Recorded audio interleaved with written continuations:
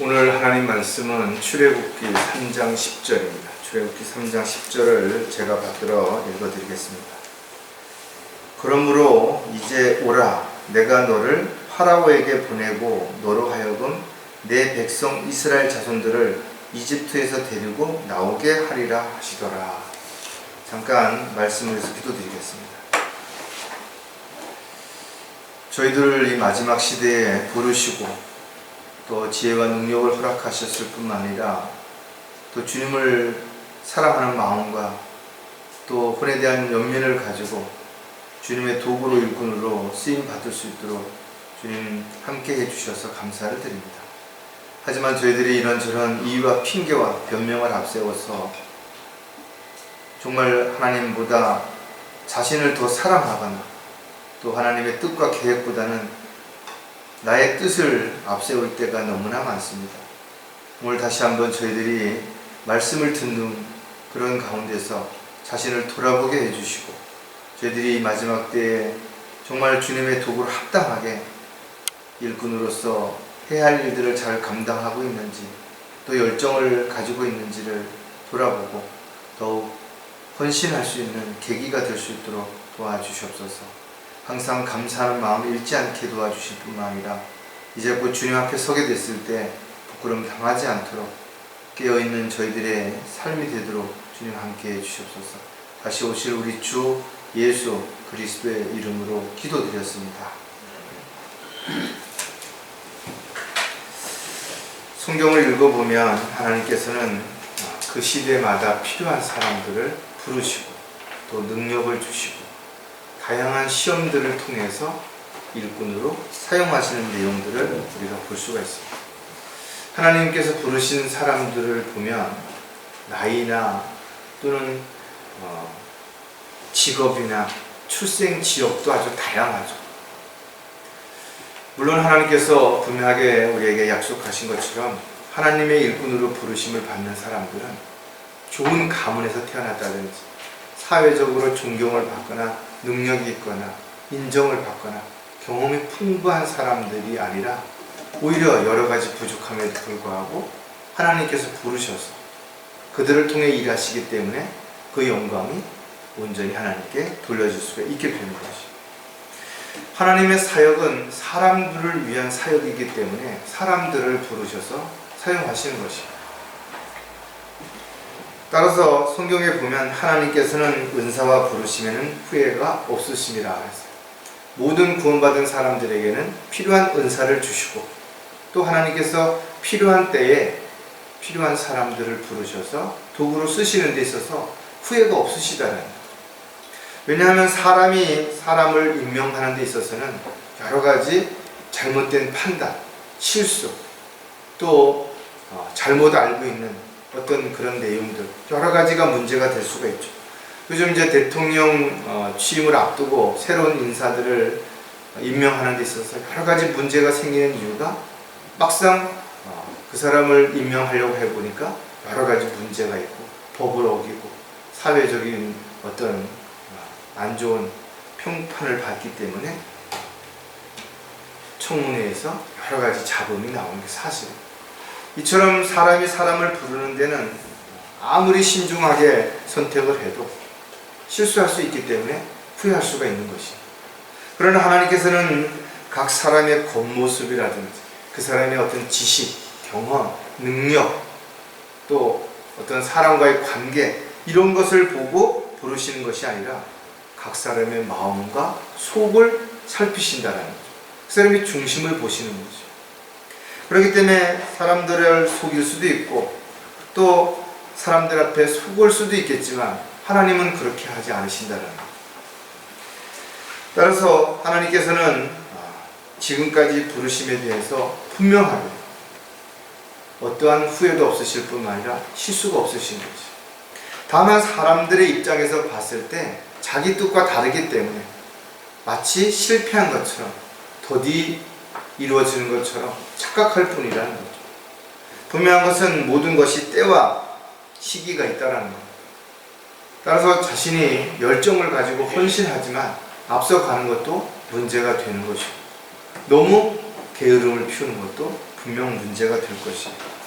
따라서 저와 여러분은 늘 주님 앞에 무릎을 꿇고 언제 내가 무엇을 어떻게 해야 될지를 끊임없이 질문해야 될 것이고, 언제든 주님께서 부르시고 일을 맡기시면 지금 내가 하는 모든 일들을 중단하고 그 일을 우선할 수 있는 그런 마음의 결단을 가지고, 각오를 가지고 우리가 임할 때 주님의 때에 합당한 그 시기에 가장 필요한 도구로 우리를 사용하시게 될 것입니다. 저와 여러분이 주님의 부르심을 받았을 때 즉각 순종한 사람도 있겠지만, 또 이런저런 핑계와 변명을 앞세워서 시기를 늦출 사람도 있을 것이에요. 세상에는 분명 부르심을 받았는데도 불구하고 여전히 지금도 세상에서 자기가 원하는, 자기가 하고 싶은 일들을 하면서 살아가는 그런 사람도 분명 있을 것이고, 하지만 그들이 언젠가는 주님의 도구로 쓰임받게 될 것이고, 또 주님 앞에 쓰게 받게 됐을 때 자신이 그렇게 하지 못한 것에 대해서 분명 후회하게 될 때도 반드시 있을 것이고, 우리가 우리 자신을 돌아보면 평탄한 삶이라고 이야기할 수는 없을 것이고, 물론 형제 자매들이 다 겪는 상황이 다르고 또 어려운 고난, 역경들이 다르기 때문에 동일하게 이야기할 수는 없지만, 그러나 충분히 지금까지 많이 힘들었고 어려웠고 또 그런 일들로 인해서 많이 속상했던 일들도 분명히 있을 것입니다. 그럼에도 불구하고 여러분들이 멈추지 않고 이 길을 계속 가는 이유는 이 길이 주님이 인도하시는 길이시고 주님이 함께 동행하는 길이시기 때문에, 또 우리가 마땅히 달려갈 길이기 때문에 우리는 이 길을 계속 가는 것입니다. 하지만 앞으로도 여전히 우리는 이 길에서 때로는 낙담할 수도 있고 좌절할 수도 있고 흔들릴 수도 있지만, 그러나 우리가 주님만을 바라보게 된다면 다시 일어서게 될 것이고 다시 힘을 내게 될 것이고 다시 더 열심히 달릴 수 있게 될 것입니다. 아무리 많이 마귀의 공격이 심하고 세상에 유혹이 있다 하더라도, 또 육신적인 그런 정욕들로 인해서 우리가 마음을 빼앗기고 흔들릴 수 있다 하더라도 여전히 우리가 주님을 사랑하고 있고 또 주님의 은혜와 사랑을 잊지 않는다면 우리는 지속해서 주님 앞에 서는 그 순간까지 포기하지 않게 될 것입니다. 오늘 설교 제목은 모세가 부르심에 변명한 세 가지를 살펴볼 텐데, 참으로 훌륭한 영적인 지도자였고 실질적으로 이스라엘 백성들을 이집트에서 이끌어낸 그런 모세였지만, 그 역시 주님의 부르심을 받았을 때 인간인지라 또 그가 확신이 부족했던지라 여러 가지 변명들을 앞세웠던 그런 내용들을 우리가 볼 수가 있을 것입니다. 하나님께서 모세를 부르신 목적은 오늘 본문에서 봤던 것처럼 이스라엘 백성들을 이집트에서 불러내서 약속의 땅으로 인도하기 위한 지도자로 세우신 것입니다. 그리고 그 중요한 일을 맡기시겠다고 부르신 것입니다. 어떻게 보면 하나님께서는 모세를 오랜 기간 동안 다양한 방법으로 훈련을 시키신 것입니다.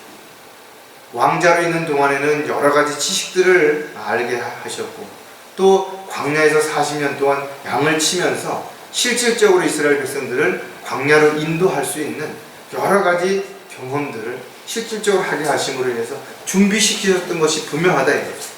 그럼에도 불구하고 모세는 여전히 자신을 부르신 그 목적에 대한 것보다는 자기가 주님을 위해서 나는 이렇게 뭔가 하고 싶다라는 생각이 더 컸기 때문에 오히려 부르심을 받았을 때 당황했을 뿐만 아니라 오히려 그 부담이 여러 가지 변명을 앞세우게 만든 것입니다.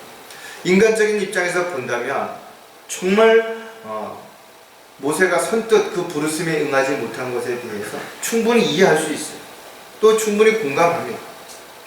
왜냐하면 정말 하나님께서 모세에게 부르시고 그 부르신 목적이 인간적인 입장에서 봤을 때는 불가능할 만큼 너무나 놀랍고 큰 일이었기 때문에 그렇던 것이죠. 그래서 우리가 오늘 출애굽기 3장과 4장의 전체에 있는 내용들을 두루 한 번쯤 생각해 볼 텐데, 여기에 핵심이 바로 하나님께서 모세를 부르시고 모세가 거기에 대한 어떤 대답을 했는지, 그리고 그 결과가 어떻게 이루어졌는지에 대한 부분들을 하나씩 살펴보는 것이죠.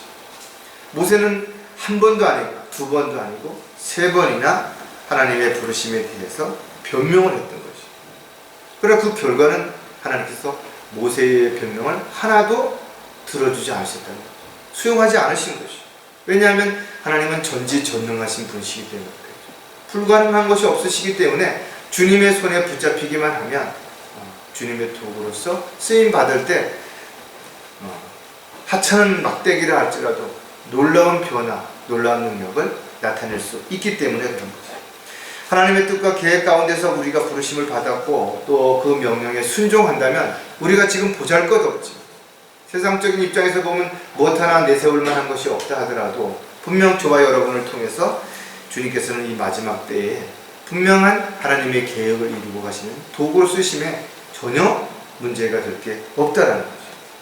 오늘 모세가 하나님께 제시한 세 가지 변명을 우리 하나씩 살펴보면 저와 여러분도 비슷한 그런 내용의 변명을 여러 가지 이유로 하고 있지는 않은지를 알게 되게 될 것이고, 우리가 여기에서 교훈을 얻을 수 있는 시간이 될 수도 있을 것이고, 모세가 하나님을 부르심에 대한 변명 첫 번째가 뭔가 하면 너무나 큰 부담으로 인해서라는 거죠. 변명할 수밖에 없었던 첫 번째 이유는 부담이 너무 컸던 거예요. 자신이 이집트에 가서 이스라엘 백성들을 이끌어낸다라는 것에 대한 부담은 이거는 우리가 상상도 못할 만큼 큰 짐이 됐을 수도 있을 것입니다. 그래서 3장 11절에 보니까 모세가 하나님께 말씀드리기를 내가 누구에게 파라오에게 가며 이집트에서 이스라엘 자손들을 데리고 나올 수 있으리까지, 나처럼 양이나 치는 하찮은 목동이 어떻게 그 이스라엘 백성들을 가서 파라오, 다른 사람도 아니라 파라오 왕 앞에서 자신을 죽이려고 했던 그 왕 앞에 가서 그들을 이끌어낼 수 있겠냐라는 거죠.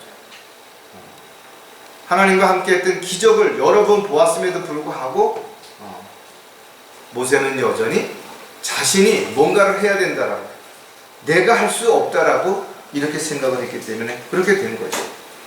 충분한 과정들을 통해서 모세는 리더자로서, 지도자로서의 역할을 할 수 있을 만한 준비가 되어 있음에도 불구하고 여전히 나는 내 방식대로 주님을 위해서 뭐를 하겠다라고 생각하는 사람들은 결국 하나님께서 무엇인가를 맡기시고 또 부르셨을 때 변명을 앞세울 수밖에 없다라는 거예요. 어떻게 보면 저와 여러분도 자신이 원하는 일이 아닌, 전혀 생각지도 않은, 또는 자신이 감당할 수 없는 일 같은 것들을 주님께서 만약에 요구하신다면 이런저런 이유와 핑계를 앞세울 수밖에 없는 인간의 타락한 본성이 우리에게도 남아있다라는 거죠. 이런 부분들을 우리가 한번 잘 생각해 봐야 되겠습니다. 하나님께서는 각 사람을 부르신 목적이 분명하다 이거죠. 왜냐하면 하나님의 뜻과 계획을 이루시기 위해서, 선한 목적을 이루시기 위해서 부르신다라고 분명히 말씀하고 있기 때문에 그런 것이죠. 하지만 대부분의 사람들은 이런 하나님의 계획과 뜻을 알지 못하기 때문에, 그래서 자신이 원하고 자신이 하고 싶은 일들을 통해서 주님의 일을 하려고 하다 보니까 종교적인 열성이 앞서게 되는 것이죠. 모세 역시 어떻게 보면 자신의 뜻이나 계획과 전혀 다른 하나님의 부르심에 대해서 자신의 생각을 앞세워서 변명하는 이런 모습이 우리에게 여러 가지를 생각하게 만드는 것입니다. 인간의 본성은 어떤 느낌이나 어떤 기분, 어떤 감정, 이런 것들이 자신의 의지를 사용하려고 하는 계기를 만들어가는 것입니다. 따라서 자신을 부르신 주님의 다양한 변명과 핑계를 앞세워서 불순종하는 이런 일들이 성경을 통해서 여러 군데서 발견된다는 것이죠. 즉 하나님의 도구로 쓰임을 받기 위해서 즉시 부르심에 달려가는 사람보다는 망설이는 사람도 있고 여러 가지 이런저런 핑계와 변명을 앞세워서 거부하는 사람들도 분명 있기 때문에 그런 것이죠. 자, 너무나 큰 부담을 가진 이유를 우리가 몇 가지 생각해 보면 충분히 공감할 수도 있지만 또 우리도 이런 것들을 이렇게 변명해서 안 되겠구나 하는 것을 알게 된 것이죠. 자, 첫 번째가 너무나 큰 부담을 가진 이유는 실패한 경험이 생각나기 때문입니다. 모세는 크게 실패했죠. 왜냐하면 자신이 왕자로 있을 때 이스라엘 백성들을 인간적인 방법으로 돕기 위해서 그 싸움판에 들어가서 이집트 병사를 죽인 것이 큰 문제가 돼서 결국은 파라오를 눈을 피해서 광야로 도망가는 이런 일이 일어났던 것이죠. 모세가 하나님의 부르심에 즉시 순종할 수 없었던 이유 중에 첫 번째가 바로 그런 것입니다. 현실의 상황에서 봤을 때 자신은 거기에 가는 그런 지도자로서 적합하지 않다라는 거죠. 모세는 자신이 하나님의 부르심에 응답한다면 얼마나 많은 고통과 어려움이 있을 것인가를 너무나 잘 알고 있는 것이죠. 실질적으로 이집트에서 이스라엘 백성들과의 관계에서 느꼈기 때문에 그런 것입니다. 그가 왕자로 있을 때 이스라엘 백성들을 너무 사랑했고 또 자신의 동족들이 그렇게 고통받는 것을 보고 있는 것이 너무 고통스러워서 육신적인 방법으로 문제를 해결하려고 했다는 거죠. 이것이 문제가 된 거죠. 출애굽기 2장 14절에 보니까 그가 말하기를 누가 너를 우리를 다스릴 통치자와 재판관으로 삼았느냐? 내가 이집트인을 죽인 것 같이 나도 죽일 생각이냐 하니 모세가 두려워하여 말하기를 분명히 이 일이 알려졌다 하더라. 아니 자신은 이스라엘 백성들을 도와주려고 자신이 그런 여러 가지의 어떤 부귀 영화를 누릴 수 있는 그런 자리에서 위태함에도 불구하고 도왔는데 오히려 이렇게 적반하장으로 이스라엘 백성들이 모세를 공격했다는 거죠. 모세는 하나님의 계획을 알지 못한 채 자신이 무엇인가를 하려고 했을 때 실패했기 때문에 또다시 실패할 것에 대한 두려움이 있었던 거죠. 자신이 이스라엘 백성을 도와줌에도 불구하고 거부되었다면 다시 그곳에 가서 이스라엘 백성들에게 무엇을 어떻게 해야 그들이 자신을 따를 것인가에 대해서 자신이 없었던 거죠. 그는 너무나 이 일이 낙심되었기 때문에 40년 동안 처가살이라는 양을 치면서도 한 번도 이집트로 돌아갈 생각을 하지 않았던 거죠. 사람은 누구나 과거에 실패한 적이 있죠. 자신이 잘못했던 환경과 여건들이 따라주지 않았던 또 다른 문제가 있었던 실패한 사람들은 그 실패라는 감옥에서 쉽게 빠져나오지 못하는 거죠. 그래서 과거에 집착하는 사람들이 있는가 하면 또는 반대로 과거의 발목이 붙잡혀서 앞으로 나가지 못하는 사람들도 있다라는 거예요. 하나님의 부르심에 부응하지 못하고 우유부단한 자세를 취하는 여러 가지 사람들이 바로 이런 이유 때문에 부담 때문에 아무것도 하지 못하는 그런 일들이 너무나 많다라는 거예요. 너무나 큰 부담을 가진 또 다른 이유가 무엇인가 하면 완벽해야 한다고 생각했기 때문이라는 거예요. 모세는 하나님에 대해 잘 알고 있는 것 같지만 사실 모세는 하나님에 대해서 너무나 몰랐던 것이죠. 왜냐하면 하나님께서 어떤 사람을 부르시고 어떤 사람을 어떻게 쓰시는지를 잘 몰랐기 때문에 완벽한 사람들만 하나님의 도구가 될 수 있다고 생각을 한 것입니다. 그래서 자신을 돌아보니 여러 가지 부족하고 비천하고 보잘것없는 존재라고 생각했기 때문에 나 같은 사람이 어떻게 하나님의 도구로 일꾼으로 쓰임 받을 수 있을까? 그렇게 생각한 것이. 하지만 한 가지 우리가 알아야 되는 것은 자신이 잘난 사람, 대단한 사람이라고 착각하는 사람들은 하나님께서 도구로 쓰지 않는 것이. 왜? 그런 사람들이 쉽게 교만해지고 자만해지기 때문에 특히 마귀의 게임에 가장 쉽게 잘 넘어가는 사람들이 바로 교만한 사람입니다. 따라서 교만한 사람들은 주님의 명령에 순종하기보다는 자신이 하고 싶은 자신이 잘하는 것을 가지고 하나님의 뜻대로 하지 않기 때문에 오히려 하나님의 사역을 망쳐버리죠. 그리고 하나님의 영광을 자신이 취해버립니다. 하나님께서 부르시고 쓰시는 사람들은 반대로 자신을 낮추고 겸손한 사람. 그래서 자신을 통해서 어떤 결과가 났을 때 하나님께 영광을 돌리는 그런 사람들을 쓰신다는 거예요. 고린도전서 1장 21절에도 보면 1장 26절이네요. 형제들아 너희는 너희의 부르심을 보라. 부르심을 받은 자들은 육신을 따라 지혜로운 자가 많지 않고 권력 있는 자도 많지 않으며 좋은 가문에서 태어난 자도 많지 않아요. 전혀 없는 건 아니죠. 사도 바울처럼 누가처럼 여러 가지 직업과 또 능력을 가지고 있는 사람들이 그 능력을 올바르게 썼을 때는 훨씬 더 좋은 효과를 나타낼 수도 있어요. 따라서 하나님께서 쓰신 사람들은 모두가 어떻게 보면 특별한 사람들도 있지만 그러나 대부분이 그렇게 인간적으로 세상에서 존경을 받거나 높임을 받거나 좋은 가문이나 이런 데서 태어난 사람들이 많지 않다라는 거예요.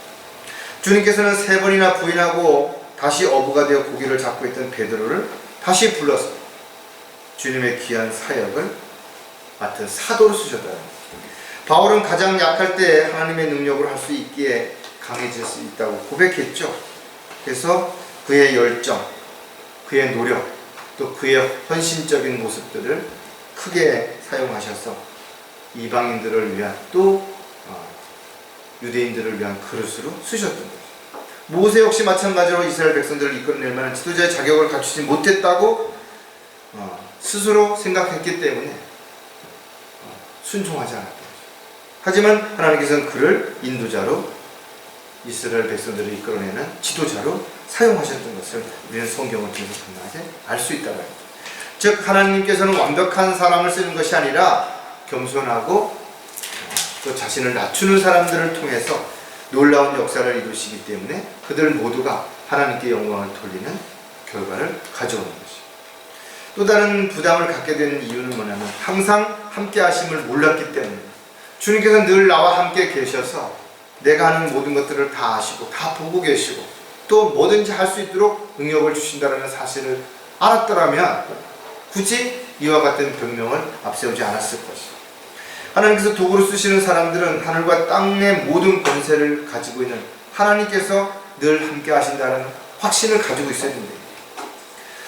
이러한 사람들은 머리로 생각하는 게 아니라 가슴으로 느끼는 것이 모든 필요를 하나님으로부터 공급받는다고 믿는 사람, 자신이 뭔가 열정을 가지고 열심히 해야 생활할 수 있는 것이 아니라 하나님께서 필요하시다면 다양한 방법으로 가장 필요할 때 가장 좋은 것들을 주신다는 것을 믿을 때 주님께서 어떤 일을 맡기시든 어떤 기회를 주시든 순종하는 것이 불평하기보다는 순종하고 열심히 자신에게 주어진 삶에서 열심을 다할 때 하나님께서 필요하시면 또 다른 방법, 또 다른 장소로 또 다른 일을 맡기시고 분명하실 것입니다.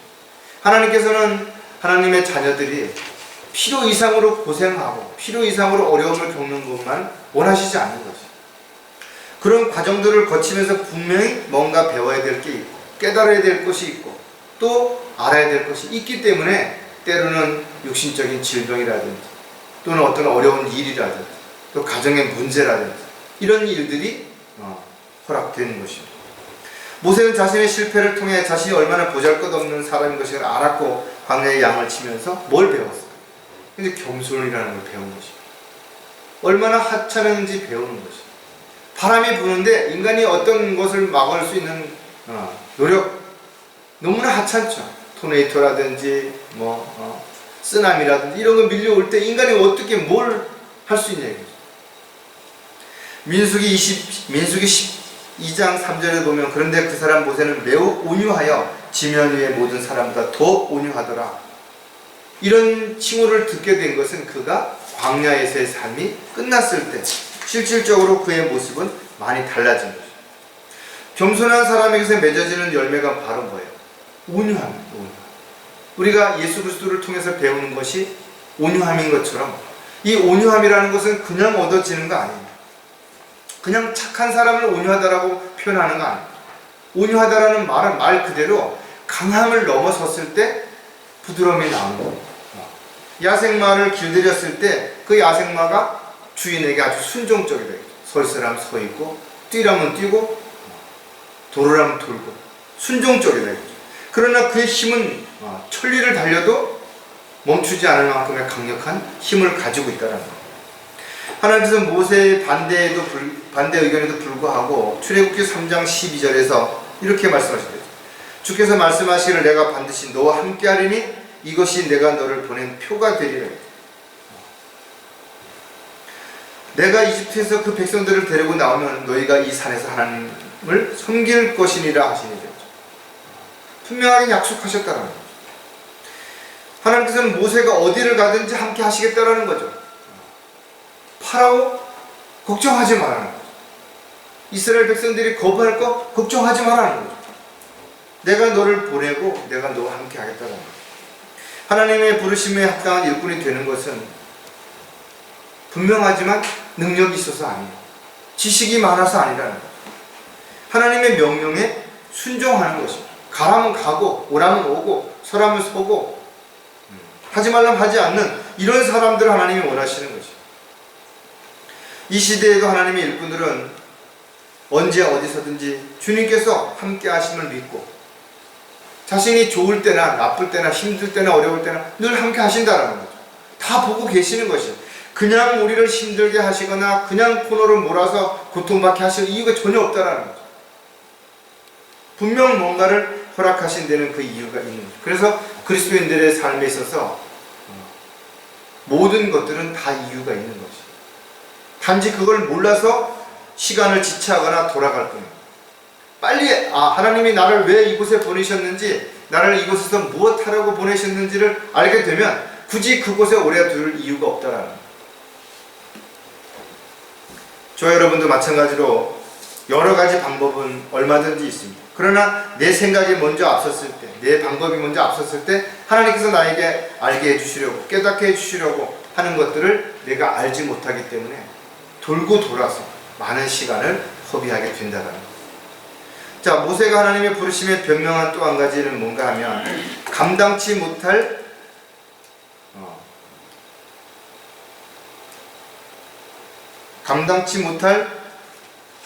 두려움으로 인해서라는 거예요.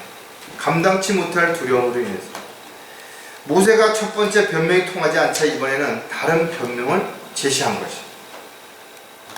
출애굽기 4장 1절 한번 여러분 보시면 모세가 대답하여 말씀드리기를 그러나 보소서 그들이 나를 믿지도 아니하고 내 음성에 경청하지도 아니하리니 그들이 말하기를 주께서 내게 나타나지 아니하셨다 하리이다 하자.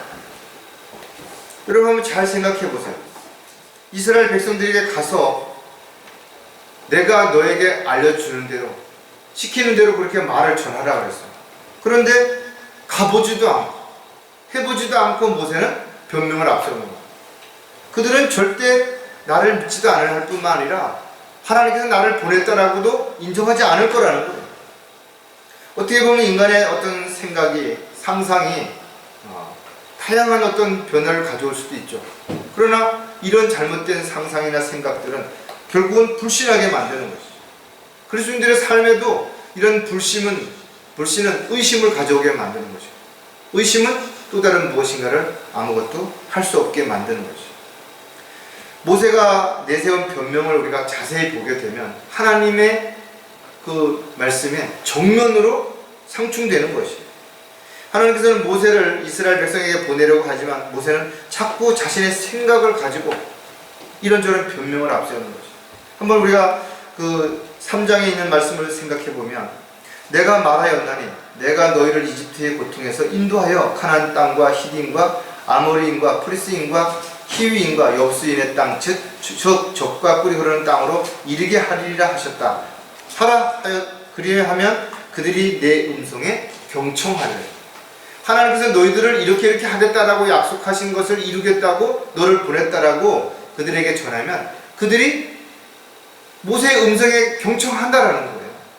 그런데 모세는 여전히 아니라 그들은 경청하지 아니할 것이라고 강력하게 하나님의 명령에 거부하는 것을 볼 수가 있다는 거예요.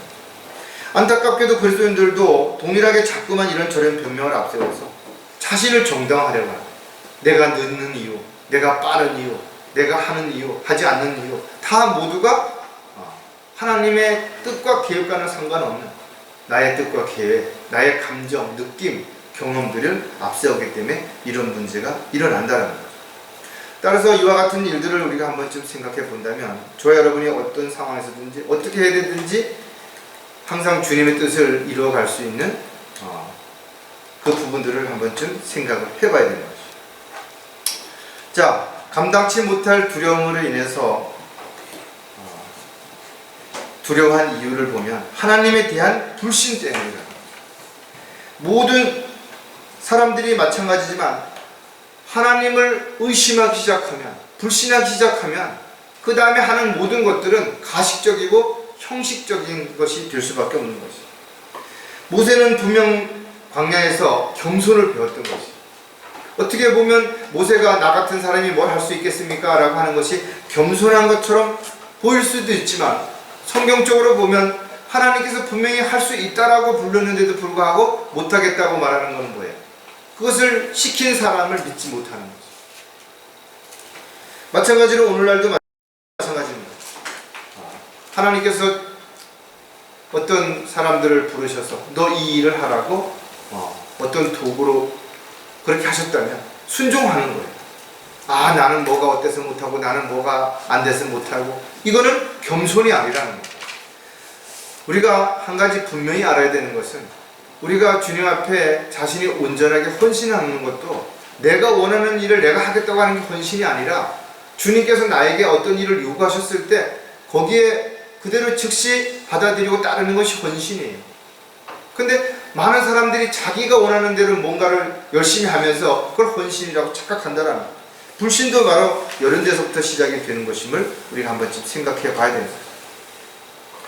그는 자신과 함께 하시는 하나님을 볼 수 없고, 또 자신이 말도 잘하지 못함으로 인해서 이스라엘 백성들이 좋지 않은 반응을 보일 것에 대한 부정적인 그 마음을 하나님 앞에서 여전히 불신을 가지고 통일하게 변명을 하는 것을 우리가 분명히 볼 수 있다. 하나님과 인간 사이에 불신이라는 게 한번 끼어들면 이거는 방법이 없어요. 신뢰가 깨어지는 것은 바로 불신에서부터 시작이 되는 거예요. 내가 어떤 사람을 믿었는데 그 사람은 어느 순간에 저 사람이 아닐 수도 있다, 저 사람이 거짓말 할 수도 있다, 이런 의심이 들어오면 이 의심이 눈덩이처럼 순식간에 커져버립니다. 야고보서 1장 6, 7절에 보면 오직 믿음으로 구하고 아무것도 의심하지 말라. 의심하는 자는 마치 바람에 밀려 요동하는 바다 물결과 같으니 그 사람은 주께로부터 어떤 것이든 받으리라고 생각하지 마라. 이게 어떤 의미로 이 말씀을 주셨는지 한번 생각해 봐야 됩니다. 비록 교리적인 어떤 부분은 아니다 하더라도 우리가 기도하는 사람으로서 하나님 앞에 왜 기도하는 것인가, 자신이 한 기도에 대해서 의심한다면 전지전능하신, 불가능한 것이 없으신 하나님을 믿지 못하는 것이, 수많은 사람들이 기도하고 믿지 않는다는 거예요. 그래서 자신이 기도해놓고 그 기도가 응답되기 전에 다른 방법, 인간적인 방법, 또 사람들을 통해서 뭔가를 해결하려고 하기 때문에 하나님께서 기도에 응답해 주시지 못하는 거죠. 모세는 이스라엘 백성이 자신을 믿지 않을 것을 염려했지만 실질적으로 자세히 살펴보면 모세가 하나님을 믿지 못한다는 것을 우리가 여기서 볼 수가 있는 것이죠. 따라서 우리가 겪는 모든 문제들이 바깥에서부터 오는 것이라고 생각할 수 있어요. 무엇 때문에, 누구 때문에. 그러나 사실은 내 안에서부터 시작이 된다는 거죠. 그것을 받아들이지 못하고 이해하지 못하고 그거에 대한 해답을 스스로 자기의 감정의 느낌에서 찾으려고 하기 때문에 이런 부분들이 생기는 것이죠. 모세의 마음 한 구석에는 하나님에 대한 불신이 있었다는 거예요. 왜? 자신이 이집트에서 벌였던 일들을 하나님께서 잘 보살펴 주시고 자기를 통해서 이스라엘 백성들을 구할 수 있는 어떤 대책을 세웠으면 좋았을 텐데 왜 나를 이렇게까지, 많은 사람들이 자신이 잘못한 것보다는 누구 때문이라고, 무엇 때문이라고 변명하는 이유가 바로 여기에 있다. 그리스도인들도 믿음으로 온전히 행하지 못하는 이유는 살면서 수많은 장애, 걸림돌이 있기 때문이 아니라 자기 스스로가 그것을 믿지 못하고 이겨내지 못하고 주저앉기 때문에, 포기하기 때문에 그렇다는 거예요. 가장 중요한 것은 우리가 하나님에 대한 믿음이 있다면 그 어떤 것도 문제될 것은 아무것도 없는 것이죠. 감당치 못할 만큼 두려워한 이유가 또 뭔가 하면 하나님의 위대하심을 잊었기 때문이다. 믿음이 형성되는 과정에는 반드시 훈련이 필요한 거지. 그러니까 아무런 훈련을 거치지 않고 용사가 되거나 훌륭한 군인이 될 수 있는 사람은 아무도 없습니다. 특전단이라고 하는 사람들이 하루아침에 만들어지는 거 아니에요. 수많은 훈련을 통해서 검증이 되어서 비로소 특전단이라는 이름으로 그들이 활동을 할 수 있는 거죠. 마찬가지로 고난과 어려움을 통해 믿음이 굳건해지는 사람들, 깊이 뿌리를 내는 그런 사람들만이 어떤 풍파가 일어날 때도 흔들리지 않고 끝까지 견딜 수 있다는 거예요. 하나님께서 이런 사람들을 도구로 쓰셔서 어떠한 상황에도 흔들리지 않는 그 믿음을, 굳건한 사람들을 허락하시는 거예요. 모세가 하나님의 능력에 대한 확신을 가지려면 반드시 뭐가 필요했냐니까 겸손만큼만 가지고는 안 되는 거죠.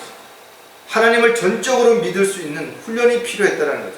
그래서 하나님께서는 모세에게 두 가지 훈련을 시키는데 그것이 바로 모세가 양들을 돌볼 때 사용했던 그 지팡이를 가지고 한 번은 뱀으로 만들었다가 다시 지팡이로 만들고, 그리고 또 한 번은 자신의 손을 품에다 넣어서 문둥병에 결르게 했다가 다시 집어넣었다 꺼내서 깨끗하게 한 이런 모습을 통해서 전적으로 불가능한, 인간이 할 수 없는 일들을 하나님께서 하신다라는 것을 분명하게 보여준 것이죠.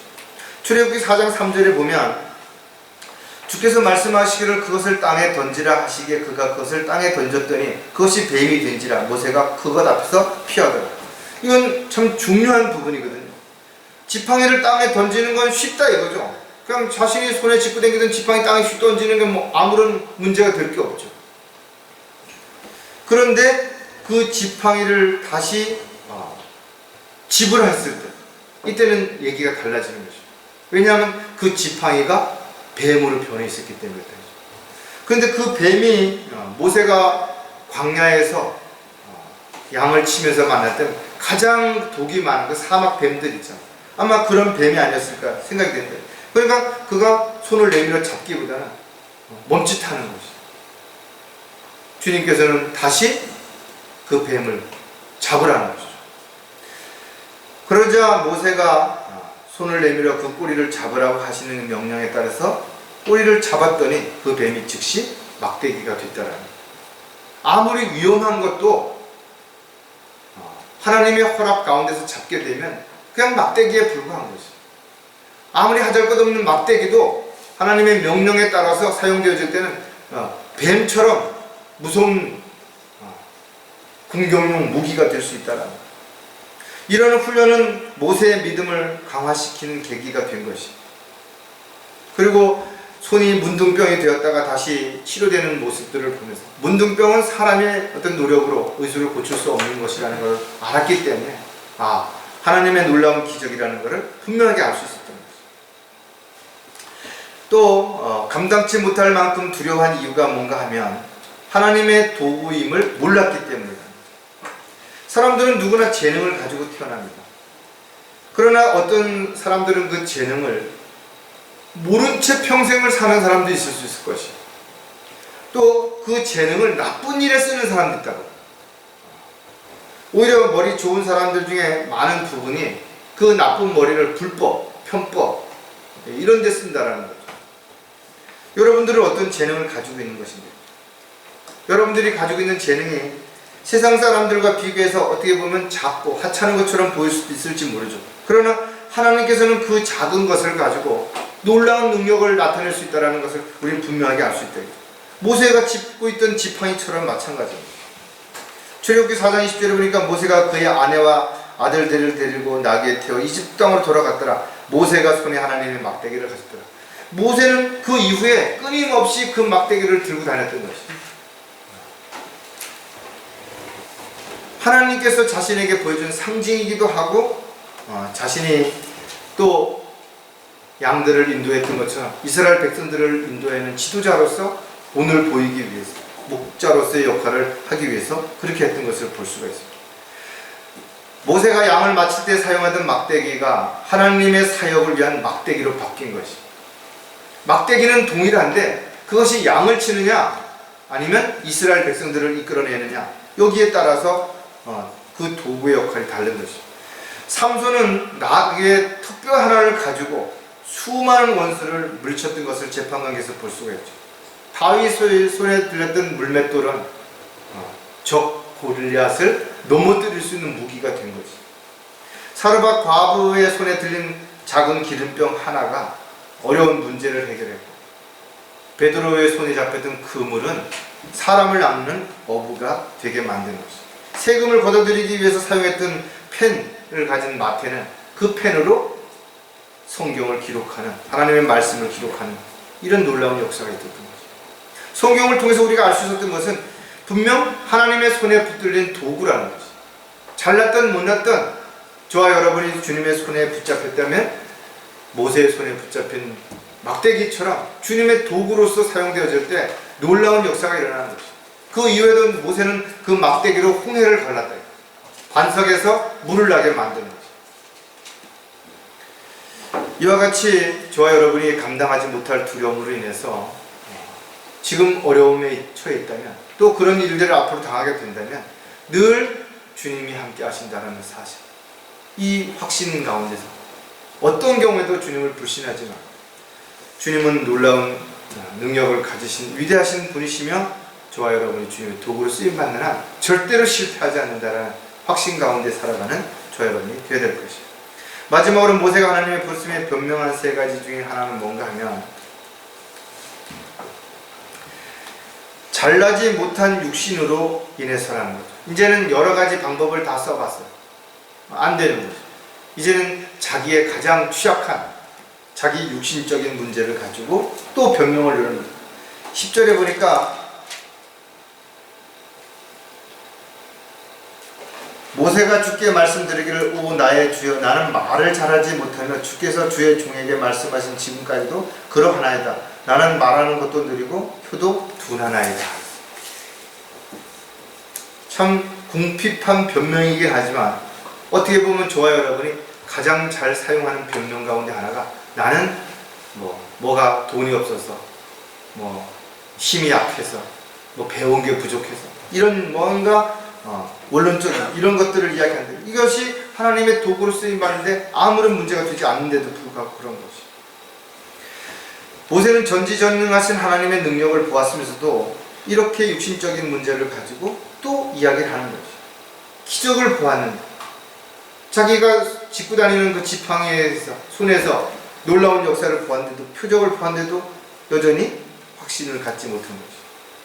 그래서 그가 마지막 궁여지책으로 내는 것이, 난 말을 잘못했는데, 하나님의 말씀을 전해야 되는데 내가 말을 잘 못하니까, 목소리가 안 좋으니까 이런저런 이야기를 합니다.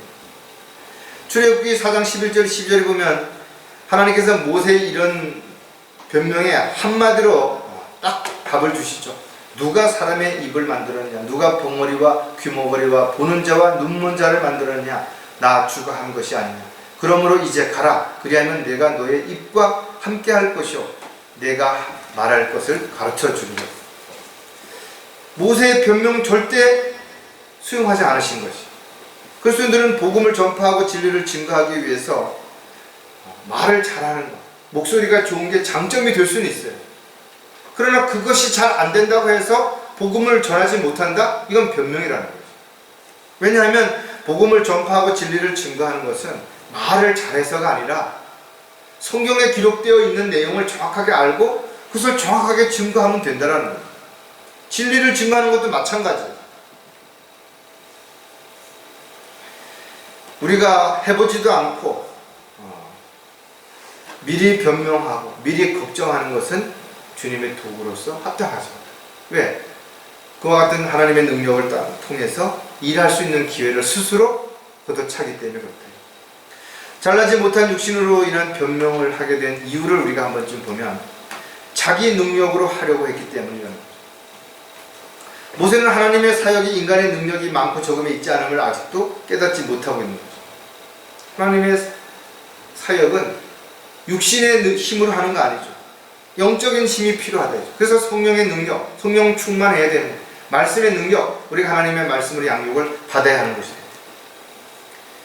하나님께서는 우리를 부르실 때 이와 같은 모든 조건을 갖추었기 때문에 부른 것이 아니라 부르셔서 다양한 방법으로 훈련을 시키셔서 그 일에 합당하게 쓰시는 것이에요. 사람은 누구나 장점이 있는 반면에 단점도 있습니다. 하지만 하나님께서 우리를 쓰실 때 그 장점도 또 단점도 효과적으로 쓰신다면 오히려 그것이 더 효율적인 능력을 나타낼 수 있는 거죠. 고린도전서 2장 13절에 보면 또한 우리가 그것들을 말하되 인간의 지혜가 가르치는 말로 하지 아니하고 성령께서 가르치시는 말로 하나니 영적인 일들은 영적으로 비교하여 말하는. 자꾸 인간적인 방법으로 뭘 설득하려고 그러고 사람들에게 어떻게 합리화시키려고 하기 때문에 문제가 되는 거죠. 사도 바울도 모세가 말했던 것처럼 자신을 고백할 때 이렇게 말합니다. 나는 내가 지극히 위대한 사도들에게 뒤진 것이 없다고 생각하노라. 비록 언변에 있어서는 서툴지만 지식에 있어서는 그렇지 않아요. 그는 자신이 가졌던 모든 지식을 배설물처럼 다 버리고 하나님을 아는 고상한 지식들을 가지고 그가 주님을 위해서 헌신했을 때 그는 비록 말은 서툴렀지만 그가 하는 말로 인해서 수많은 사람들이 변화됐고 구원받았다는 거죠. 오늘도 마찬가지예요. 우리가 세상 지식으로 복음을 전하는 게 아니라는 거죠. 세상 지식이 아무리 많아도 한마디도 복음을 전할 수 없는 사람들이 너무나 많은 것이에요. 왜? 복음을 전하는 일은 단지 말을 하는 걸로 끝나는 게 아니라 이 일에는 마귀의 공격과 방해가 너무나 강력하게 있기 때문에 그런 거죠. 왜 에베소서에 보면 사도 바울이 나를 위해서 복음을 전할 수 있도록 입술을 열어서 담대하게 복음을 증거할 수 있도록 기도해달라고 기도 요청을 했는지 알 수 있다. 저와 여러분 마찬가지예요. 내가 성경 구절도 많이 알고 있고 또 복음도 여러 번 전해봤으니까 아무 문제 없겠지. 아니에요. 여러분들이 복음을 전하러 갈 때 충분히 기도하셔야 될 뿐만 아니라 만약에 기도함에도 불구하고 뭔가가 좀 더 필요하다고 생각할 때는 기도 요청을 반드시 해야 된다. 저와 여러분이 어떤 상황에 있든지 또 무엇을 하든지 간에 자신의 능력으로 하려고 하는 사람들은 하나님의 일을 할 수가 없는 거죠. 사도 바울은 모든 걸 다 버렸지만 하나님께서는 그를 큰 그릇으로 사용하셨던 것이죠. 왜? 그가 자기의 능력으로 하지 않았기 때문에 그렇다는 거예요. 많은 그리스도인들이 하나님의 일에 있어서 모세처럼 자신을 상당히 평가절하하거나 또는 자신을 스스로 높여서 교만한 사람들을 우리가 많이 본다 이거죠. 물론 겸손해지는 것도 쉽지 않은 일이고 또 자신이 부족하지만 믿음을 가지고 확신을 가지고 나아가는 것도 쉽지 않은 일이에요. 그러나 하나님을 두려워하고 하나님을 사랑하고 하나님 앞에 모든 것을 내어놓을 수 있는 사람들은 결코 또 어렵지만은 않은 일이 바로 이런 일이라는 거예요. 잘나지 못한 육신으로 변명한 이유를 또 하나 살펴보면 각자 해야 할 일들을 몰랐기 때문이라는 거죠. 저는 지혜도 없고 성경도 잘 모르며 구령도 잘 못하고 사람들을 가르치는 것도 재능도 없다. 저는 뭘도 못하고 뭘 할 수 없고 뭐를 해본 적이 없다고 이렇게 여러 가지 핑계를 대는 사람들이 너무나 많아요. 그러나 해봤냐 이거죠. 물론 사람들마다 타고난 재능이 다르고 받은 은사가 다르기 때문에 동일한 일을 똑같이 할 수 있는 건 분명 아닌 것이에요. 그래서 성경에 그릇을 아주 잘 비교해놨다 이거죠. 큰 그릇도 있고 작은 그릇도 있고 네모난 그릇도 있고 둥그런 그릇도 있고 다양하다 이거죠. 용도에 따라서 다양하게 쓰여지는 것이죠. 중요한 것은 주인이 언제든지 쓰시기에 편하게 있어야 할 자리에 깨끗하게 소지되어서 있으면 그게 가장 그릇으로서 합당하게 준비된 것이 분명하다 이거죠. 디모데후서 2장 20절에도 보면 큰 집에는 금과 은으로 만든 그릇들 뿐만 아니라 나무와 진흙으로 만든 그릇들도 있어. 어떤 그릇은 귀히 여기고 어떤 그릇은 천히 여기는. 금으로 만든 그릇 좋죠. 모양도 이쁠 뿐만 아니라 화려하죠. 그런데 때에 따라서는 녹그릇도 필요하고 질그릇도 필요하다는 거예요. 어떤 것들은 질그릇이 아닌 곳에서 담으면 문제가 생기는 거지. 한약을 먹을 때 우리 보통 그 그릇이나 이런 데다 먹지 않고 일반적인 질그릇이나 이런 데 먹으면 더 효과적이라고 말하는 이유가 여기에 있다 이거죠. 뭔가가 상충되는 부분들이 있고 또 용도가 숨을 쉬는 어떤 것을 있어서 발효시키는 데도 분명히 있기 때문에 항아리 같은 데 담으는 김치와 일반적으로 김치독에서 담으는 김치는 맛이 다르다는 이런 이야기들을 하는 거죠. 이처럼 그리스도인들이 모두가 각자의 그릇이 크기와 모양과 있어야 할 자리, 해야 할 역할이 다르기 때문에 서로 비교의 대상이 아닌 것이죠. 그릇이라고 해서 매일 아무 때나 사용하는 것이 아니라는 것이죠. 질그릇이라고 해서 그냥 천대받는 것이 아니라 어떨 때는 금그릇보다 더 귀하게 쓰임받을 때도 얼마든지 있다라는 거예요.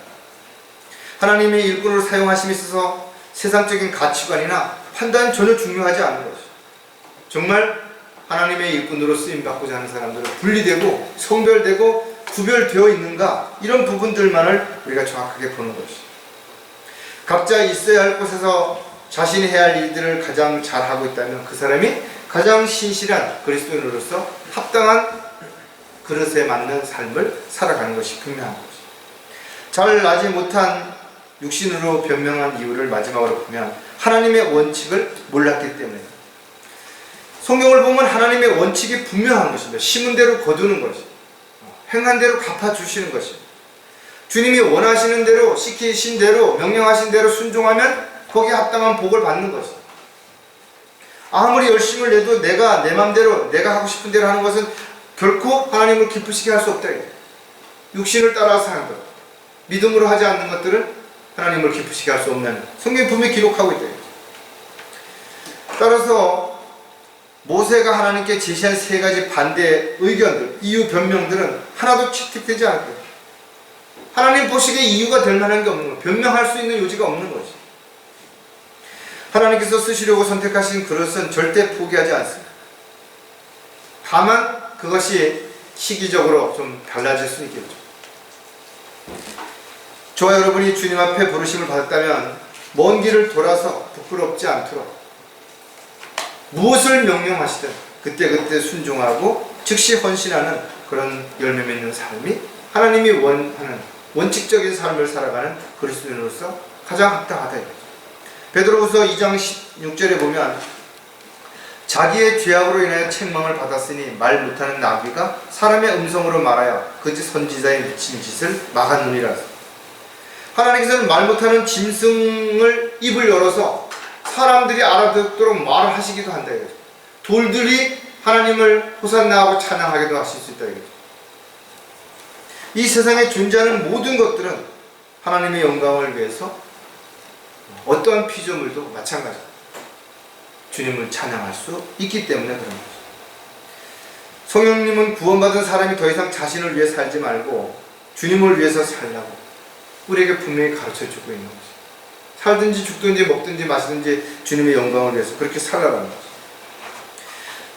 지금 이 시대에 하나님의 일꾼으로 부르심을 받았다면 저와 여러분이 어떤 일을 하시든 그 일이 대단하고 놀라운 일이든 작고 보잘것없는 일이든 주님이 우리에게 맡기셨다면 그 일을 감당함에 있어서 하나님의 미랄이 되어야 된다.